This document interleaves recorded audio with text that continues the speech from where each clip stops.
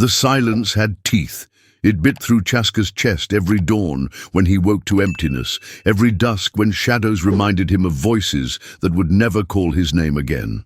The Apache man had asked the mountains for silence, and they had given him too much. A silence so complete it echoed with the ghosts of his people. But when he found the deaf boy stumbling through the pines of Redstone Ridge, lost and trembling, something cracked open in that terrible quiet. Noah's eyes spoke a language older than words, and for the first time in years, Chaska heard something that made his heart remember what it meant to beat for another soul. The morning mist clung to Redstone Ridge like the breath of sleeping spirits, and Chaska moved through it as if he were one of them, silent, purposeful, barely disturbing the dew on the pine needles. His moccasins found the earth with the reverence of a man who had learned that every step could be his last, every sunrise a gift he had not earned. The war paint had long since washed from his face, but the war itself remained etched in the lines around his eyes, in the careful way he held his shoulders, in the manner his hand never strayed far from the knife at his belt. He had been walking these mountains for 3 seasons now, seeking something he could not name, running from something he could not forget. The silence here was different from the silence of battle, different from the silence that had fallen over his village when the soldiers came. This was a chosen silence, a deliberate turning away from the world of men and their endless hunger for blood and land.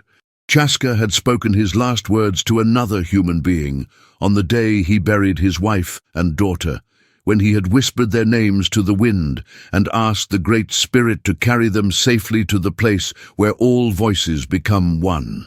Since then, his throat had known only the passage of breath, his lips only the taste of mountain water, and the occasional prayer that rose like smoke from the deepest chambers of his heart. But silence, he had discovered, was not the absence of sound. It was the presence of everything else. In the quiet, he could hear the conversations between the trees, the arguments of the streams as they carved their way through stone, the lullabies the wind sang to the sleeping earth. He had learned to read the language of shadows, to understand the grammar of bird flight, to interpret the punctuation of falling leaves. The mountains had become his teachers, and their lessons were written in a script that required no alphabet, no voice, no translation.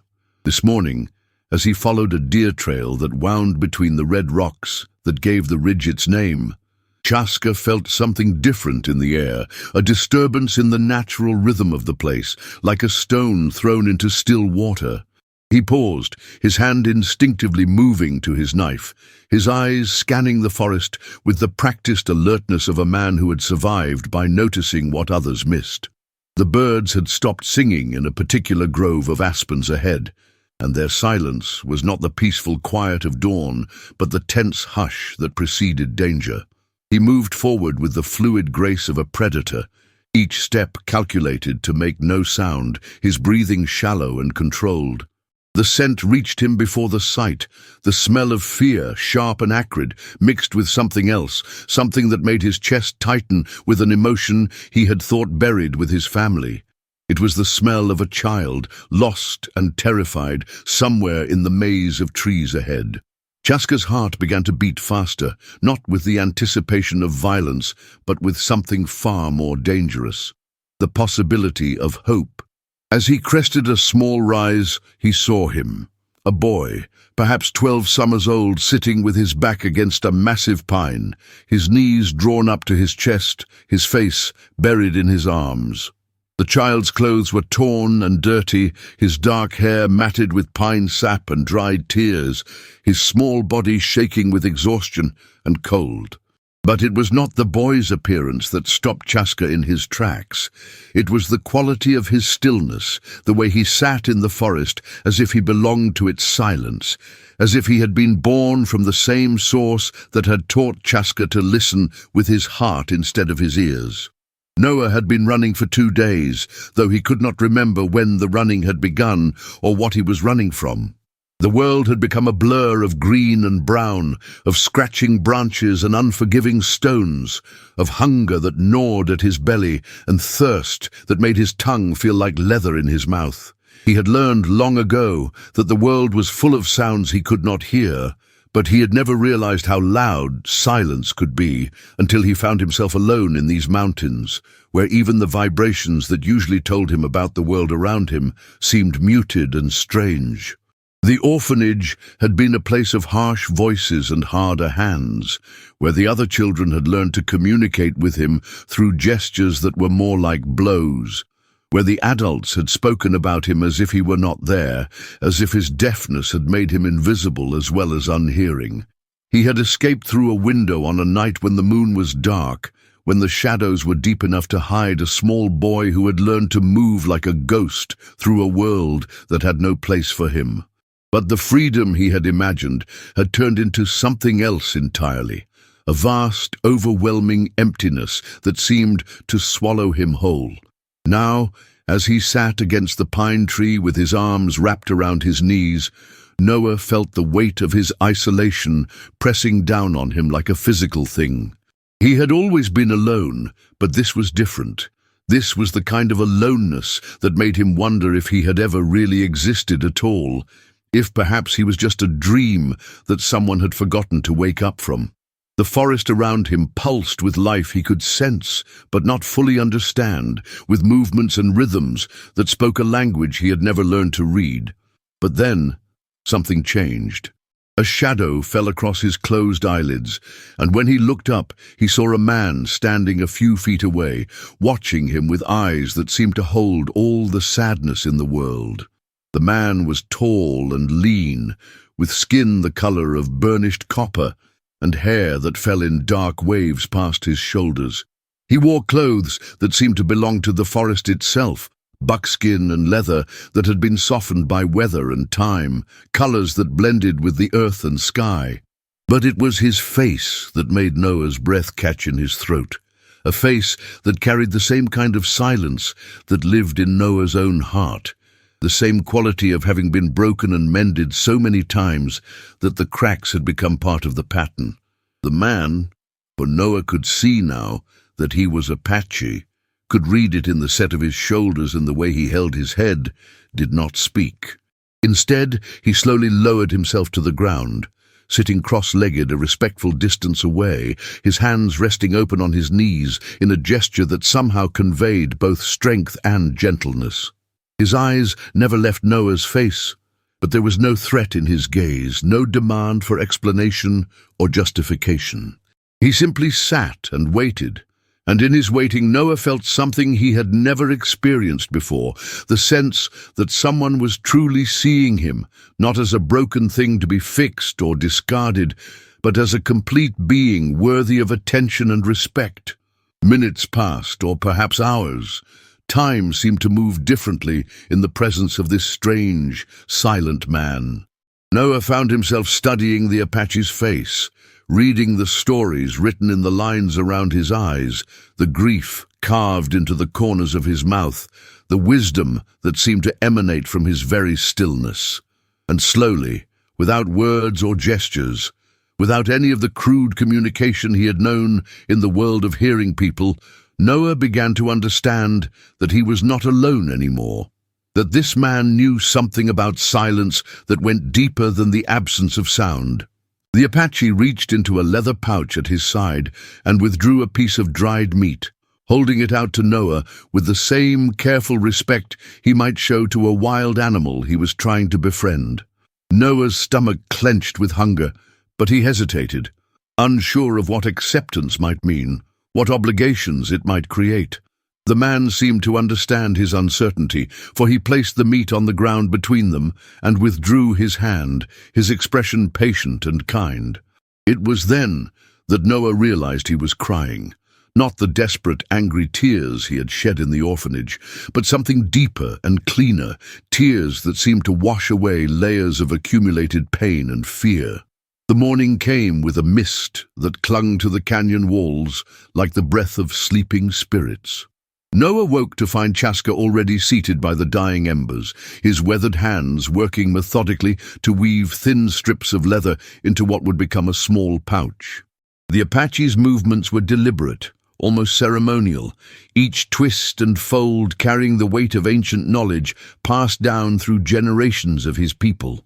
The boy watched in fascination, understanding instinctively that he was witnessing something sacred, something that connected this solitary man to a world far older than the settlements and orphanages that had shaped Noah's brief existence. The silence between them had evolved overnight from mere absence of sound into something richer, a shared language that spoke directly to the soul without need for translation. Chaska looked up and caught the boy's gaze, and in that moment, Noah saw something that made his chest tighten with recognition. Behind the Apache's dark eyes lay the same hollow ache that Noah carried, the same careful distance that came from losing everything that mattered. It was the look of someone who had learned that caring too deeply meant inviting unbearable pain, yet who could not quite extinguish the ember of hope that still glowed somewhere in the depths of his being. The warrior's face bore scars that told stories Noah could only imagine, thin white lines that spoke of battles fought not just against enemies, but against the relentless march of a world that seemed determined to erase everything he had once held sacred. When Chaska extended the finished pouch toward him, Noah understood that this was more than a gift. It was an offering of trust from one wounded soul to another. The leather was soft and warm in Noah's hands, still carrying the scent of the sage that Chaska had rubbed into its surface during the long hours of the night.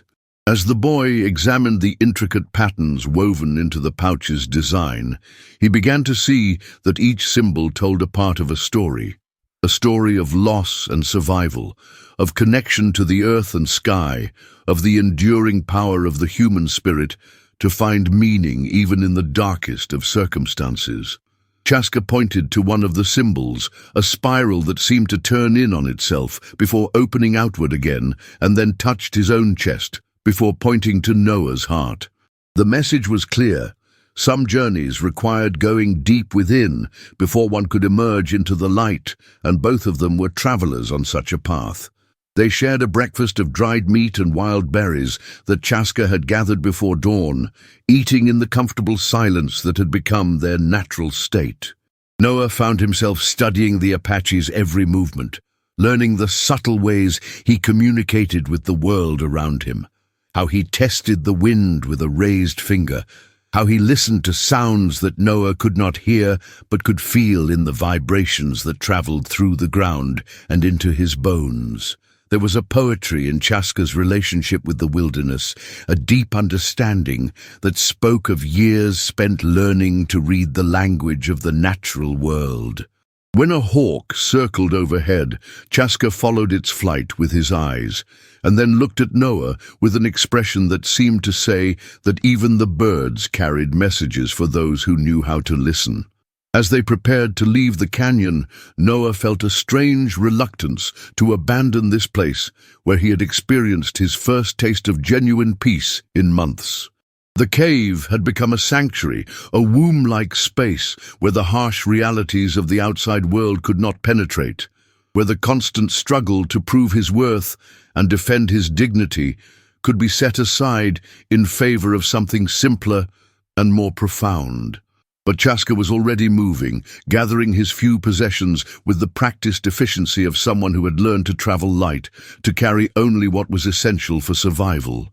The Apache paused at the cave entrance and placed his hand on the stone wall, his lips moving in what Noah recognized as a prayer or blessing, a moment of gratitude for the shelter they had been given. The path that led away from the canyon was narrow and treacherous, winding through stands of pine and aspen that filtered the morning light into dancing patterns of gold and green.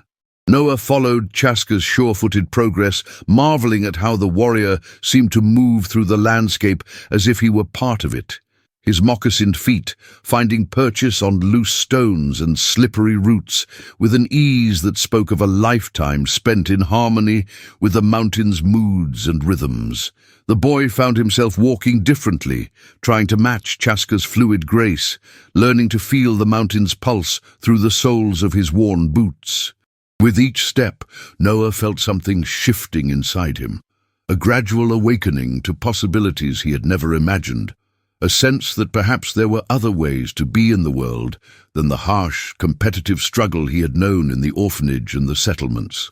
The trading post at Copper Creek sat like a festering wound in the valley below, its weathered buildings and corrals a stark reminder of the uneasy truce that existed between the white settlers and the native peoples who had once called this land home.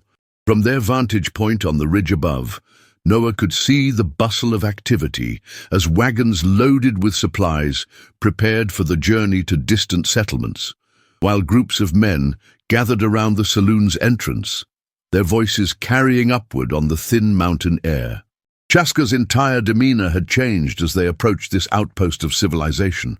The easy grace that had marked his movements in the wilderness was replaced by a tense wariness, his dark eyes constantly scanning for threats both seen and unseen.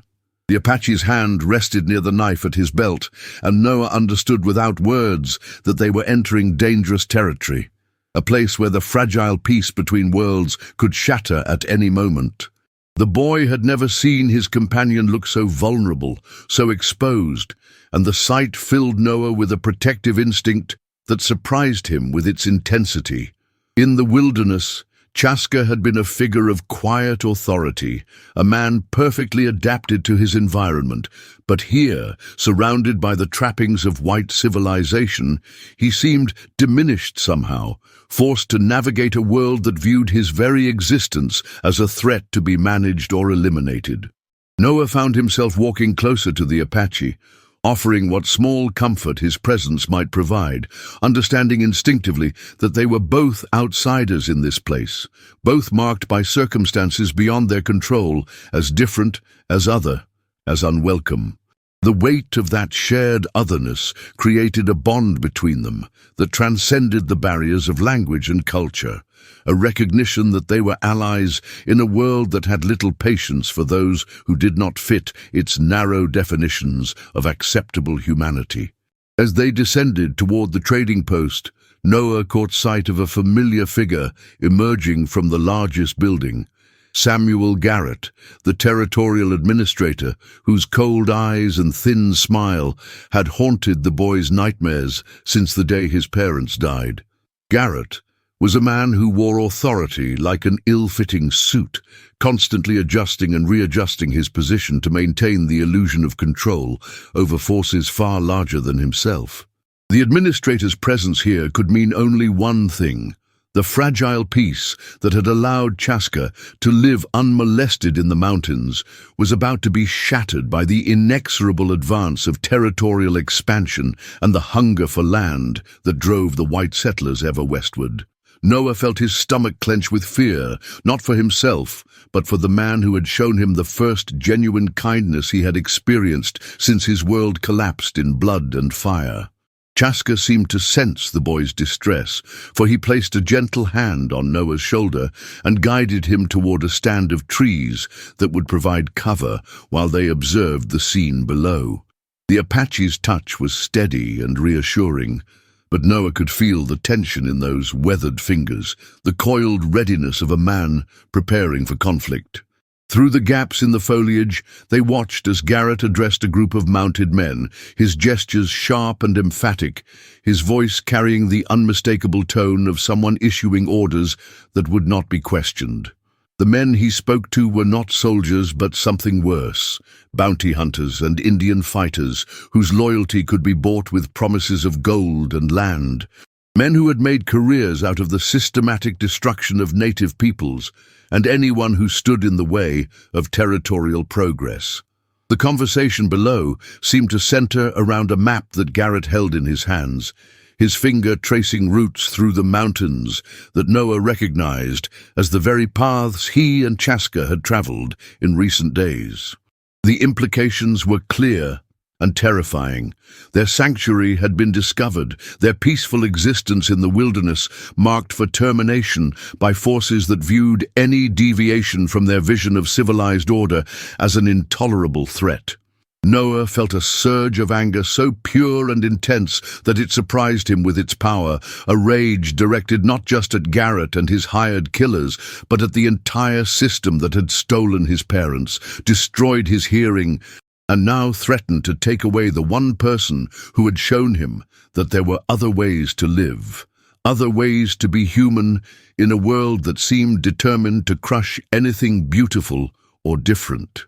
Chaska's hand tightened on Noah's shoulder, and the boy looked up to see the Apache's face set in lines of grim determination. There was no fear in those dark eyes, only a weary acceptance of what was to come, and a resolve that spoke of battles fought and survived, of losses endured and transcended. The warrior pointed toward a narrow trail that led away from the trading post, deeper into the mountains, and Noah understood that they were about to embark on a different kind of journey. Not the peaceful wandering of recent days, but a flight toward an uncertain future, a race against forces that would not rest until every trace of their existence had been erased from the face of the earth. As they turned away from the valley and began to climb toward the high country, Noah felt something hardening inside him, a determination to protect this man who had become more than a friend, more than a protector, who had become the closest thing to family he had left in a world gone mad with greed and hatred. The abandoned mine shaft carved into the mountainside, like a wound that had never properly healed, its entrance partially collapsed and overgrown with the twisted branches of mountain mahogany that seemed to reach out like gnarled fingers, warning travelers away. Chaska led Noah through the narrow opening with the confidence of someone who had used this refuge before, his movements sure and purposeful despite the treacherous footing and the oppressive darkness that swallowed them as soon as they moved beyond the reach of daylight. The air inside was thick with the scent of old timber and rusted metal, the ghostly remnants of dreams that had died when the silver vein played out and the miners moved on to chase other illusions of easy wealth. For Noah, the mine represented something different, a place where the outside world could not reach them, where the silence that had always marked his existence became a shield rather than a burden. Deep within the mountain's belly, Chaska built a small fire using wood that had been stored there during previous visits, the flames casting dancing shadows on the rough-hewn walls and creating a circle of warmth and light in the midst of the surrounding darkness. The Apache's face, illuminated by the flickering glow, seemed to carry the weight of centuries, the accumulated sorrow of a people who had watched their world disappear piece by piece, treaty by broken treaty, until only fragments remained of what had once been a vast and sacred landscape. Noah sat across from him, studying the lines etched deep around the warrior's eyes, understanding that each mark told a story of loss and endurance, of the terrible price paid by those who refused to surrender their souls to the machinery of conquest and assimilation. The boy reached into his shirt and withdrew the small wooden horse that his father had carved for him in the weeks before the attack, its surface worn smooth by countless hours of handling during the long, lonely nights at the orphanage. He held it out to Chaska, offering this last tangible connection to his former life as a gift, a gesture of trust and gratitude that transcended the barriers of language and culture. The Apache took the carving with reverence, turning it over in his weathered hands, his fingers tracing the delicate lines that spoke of a father's love and a craftsman's skill. When he looked up at Noah, his eyes were bright with unshed tears, and the boy understood that this simple wooden toy had become something more, a bridge between their separate griefs, a symbol of all the innocent things that had been lost in the endless cycle of violence and retribution. Chaska set the horse carefully on a flat stone beside the fire and then began to speak, his voice low and rhythmic, the words flowing in his native tongue like water over smooth stones. Noah could not understand the language, but he felt the meaning in his bones, in the vibrations that traveled through the earth and into his body, in the way the Apache's hands moved to illustrate his words, painting pictures in the air that told of great hunts and sacred ceremonies. of children who had grown to adulthood in the shadow of the mountains, of a way of life that had been as natural and enduring as the seasons themselves. The story seemed to be about connection, the invisible threads that bound all living things together in a web of mutual dependence and respect, the understanding that every action rippled outward to affect the whole, that no creature existed in isolation from the greater pattern of existence.